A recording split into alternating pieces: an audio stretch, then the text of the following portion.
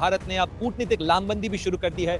यहाँ पर विदेश मंत्रालय के अंदर विदेशी राजनयिकों को ब्रीफ किया जा रहा है। भारत ने संयम से काम लिया है, भारत ने एक संयमित कार्रवाई की है। पहलगाम के अंदर जब आतंकी हमला हुआ था उसके बाद भी जो सबूत भारत के पास है, जो जानकारियां भारत के पास हैं, वो ब्रीफ की गई थी उन तमाम विदेशी राजनयिकों को। जो केस भारत ने बनाया है वो केस बड़ा महत्वपूर्ण है, क्योंकि भारत ने जिन जगहों को, जिन स्थानों को टारगेट किया है, ये पाकिस्तान की वो जगहें हैं जहां पर घोषित तौर पर आतंकी ठिकाने हैं। भारत ने जहां एक तरफ सरहदों की हिफाजत के लिए इंतजाम मुकम्मल किए हैं, तो वहीं साथ ही कूटनीतिक लामबंदी जो है वो भी मजबूत की है।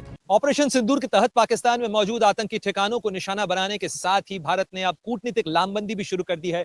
यहाँ पर विदेश मंत्रालय के अंदर विदेशी राजनयिकों को ब्रीफ किया जा रहा है। अलग अलग देशों के राजदूत जो हैं उन्हें बुलाया गया था, और साथ ही संयुक्त राष्ट्र सुरक्षा परिषद के अंदर जो सदस्य देश हैं खासतौर पर उन्हें ब्रीफ किया जा रहा है। और विदेशी राजनयिकों को ब्रीफ करने के साथ साथ ये तमाम जानकारियां उनके साथ साझा की जा रही हैं। आप देख सकते हैं गाड़ियों की कतार यहाँ पर मौजूद है, विदेशी राजनयिकों को बुलाया गया है, विदेश सचिव, विदेश मंत्री यहाँ पर मौजूद हैं। भारत अपने दोस्तों को, खास तौर पर अपने पड़ोसियों को और अपने उन महत्वपूर्ण साथियों को जो कि अंतर्राष्ट्रीय बिरादरी में भारत का आतंकवाद के खिलाफ लड़ाई में समर्थन करते रहे हैं, उनको साथ रखना चाहता है, उन्हें ब्रीफ करना चाहता है। इससे पहले पहलगाम के अंदर जब आतंकी हमला हुआ था उसके बाद भी जो सबूत भारत के पास है, जो जानकारियां भारत के पास हैं, वो ब्रीफ की गई थी उन तमाम विदेशी राजनयिकों को। और साथ ही ये अंतर्राष्ट्रीय लामबंदी और कूटबंदी जो है उसे आप देख सकते हैं कि किस तरीके से भारत बड़े पैमाने पर ये जो विदेशी राजनयिकों की ब्रीफिंग है उसके जरिए ये एक बड़ी जो कवायद है वो देखने को मिल रही है, क्योंकि यहाँ पर अंतर्राष्ट्रीय जनमत बहुत महत्वपूर्ण हो जाता है।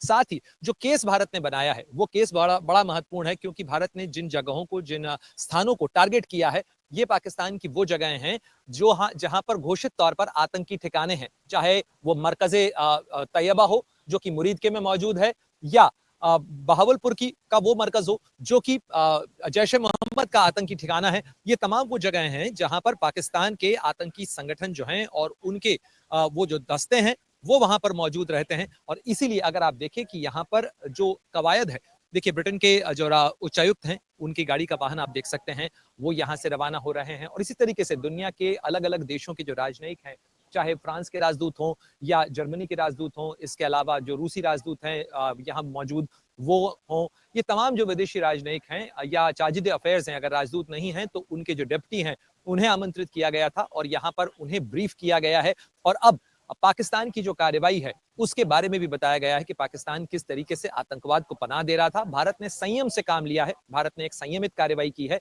और ये कार्रवाई उसके साथ की गई है, संकल्प के साथ की गई कि भारत इस लड़ाई को बढ़ाना नहीं चाहता है, लेकिन पाकिस्तान यदि कोई आक्रामक कार्रवाई करता है तो भारत उसका जवाब देगा। तो अंतर्राष्ट्रीय स्तर के ऊपर भारत की ये बड़ी कूटबंदी है, कूटनीतिक आप कार्रवाई कह सकते हैं। साथ ही यहाँ पर प्रधानमंत्री कार्यालय भी मौजूद है और लगातार प्रधानमंत्री मोदी भी इस पूरे ऑपरेशन के ऊपर निगरानी भी रख रहे हैं, नजर भी रख रहे हैं, लगातार ब्रीफिंग्स भी ले रहे हैं, क्योंकि सिचुएशन इवॉल्विंग कही जा रही है, सिचुएशन लगातार बदल भी रही है, बॉर्डर के ऊपर पाकिस्तान की तरफ से फायरिंग भी होती रही। तो इन तमाम हालात के बीच में भारत ने जहां एक तरफ सरहदों की हिफाजत के लिए इंतजाम मुकम्मल किए हैं, तो वहीं साथ ही कूटनीतिक लामबंदी जो है वो भी मजबूत की है, ताकि भारत का केस फुल प्रूफ रह सके। क्योंकि भारत के पास आतंक के घाव जरूर हैं, लेकिन अब बस ये भारत कह चुका है और इसीलिए पाकिस्तान को ये करारा जवाब भी दिया गया है।